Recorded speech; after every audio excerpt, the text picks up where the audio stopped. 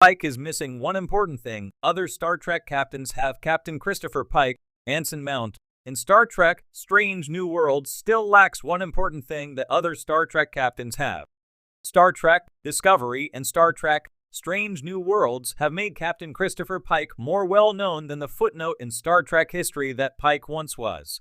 Pike combines the best of Star Trek's past captains with Captain James T. Kirk's William Shatner, eager curiosity, and Captain Jean-Luc Picard's Patrick Stewart, diplomacy-first approach. Like Captain Benjamin Sisko, Avery Brooks, Pike understands his own destiny. And like Captain Catherine Janeway, Kate Mulgrew, Pike is unerringly devoted to his crew.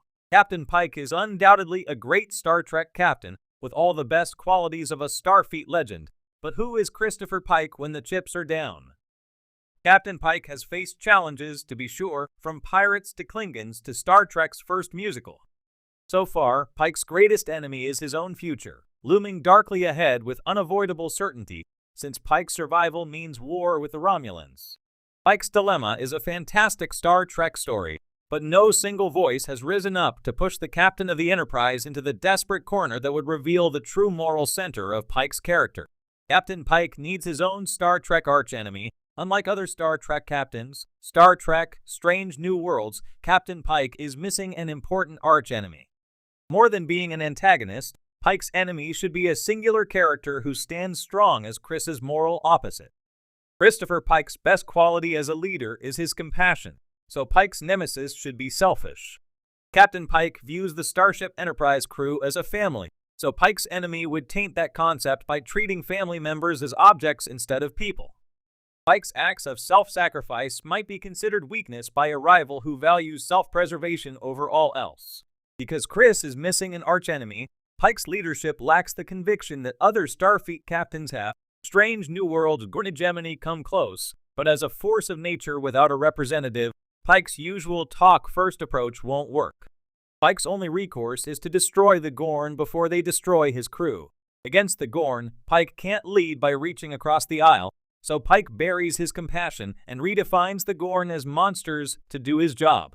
A true enemy would force Captain Pike's character development by pushing Pike to stick by his morals, and that hasn't happened yet.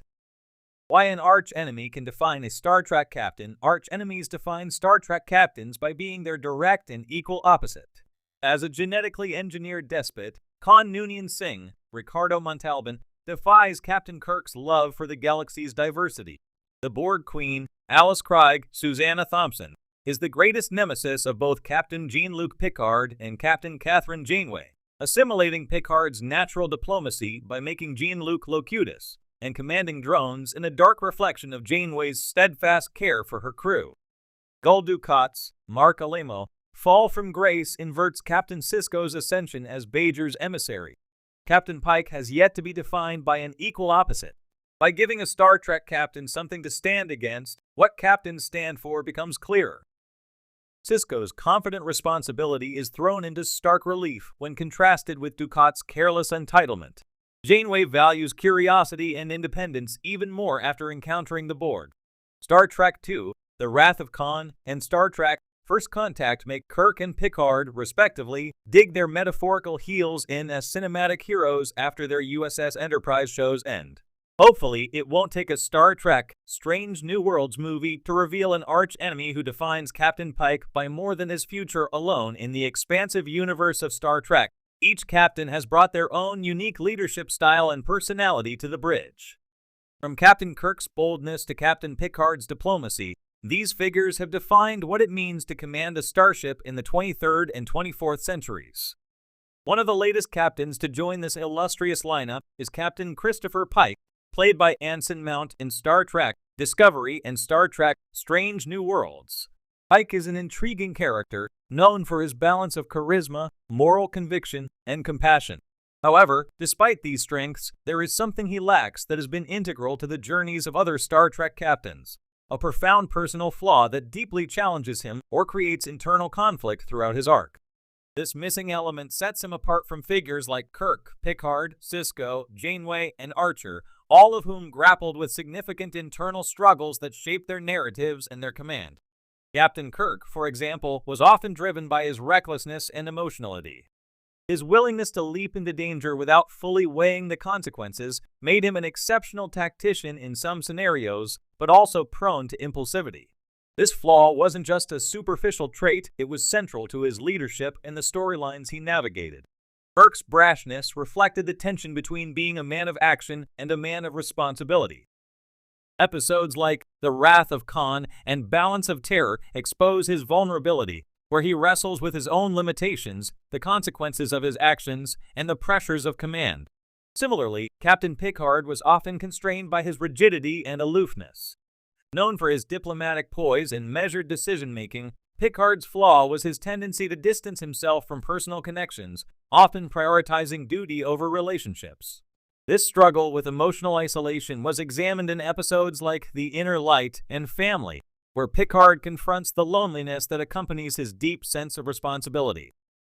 His flaw was not just a personal weakness, but also a defining aspect of his strength as a captain. It made him a figure of stoic integrity, while simultaneously underlining the emotional cost of leadership. Captain Sisko, from Deep Space Nine, wrestled with moral compromises in a way few other captains did. His willingness to bend ethical rules to serve the greater good, as seen in The Pale Moonlight, put him in stark contrast with Starfleet's idealism. Sisko's flaw was that his fierce devotion to protecting his crew and the Bjorn people sometimes led him to make morally ambiguous decisions.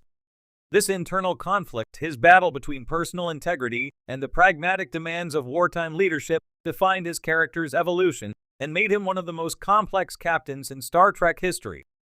Captain Janeway, while pioneering as the first female captain to lead a Star Trek series, faced her own set of challenges.